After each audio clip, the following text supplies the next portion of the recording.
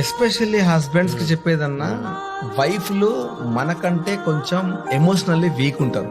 ఎంత వైఫ్ గానీ, జాబ్ చేస్తున్న వైఫ్ గానీ, ఏవైనా గానీ హస్బెండ్ కంటే వైఫ్ సర్కిల్ చాలా చిన్నది. హస్బెండ్ వచ్చినాక ఆల్మోస్ట్ వైఫ్ లకి హస్బెండే మెయిన్ సర్కిల్ అయిపోతాడు. సో వైఫ్ కి ఏంది అని అంటే హస్బెండ్ పైన ప్రేమ ఇంకా చిన్న క్లోజ్ అయిపోతుంది. నీకు సర్కిల్ క్లోజ్ అయినప్పుడు ప్రాబ్లమ్స్ తక్కువ ఉంటాయి, సర్కిల్ పెద్దగా ఉన్నప్పుడు ప్రాబ్లమ్స్ ఎక్కువ ఉంటాయి.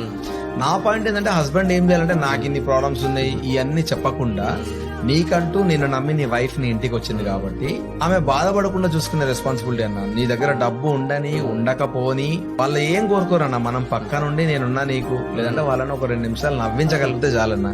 ఎందుకంటే ఇప్పుడున్న సిచ్యువేషన్స్ లా అసలు టైమే సరిగా దొరకట్లేదు కలిసి ఉండడానికి.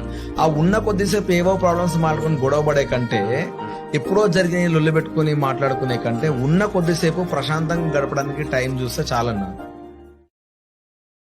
Download ShareChat.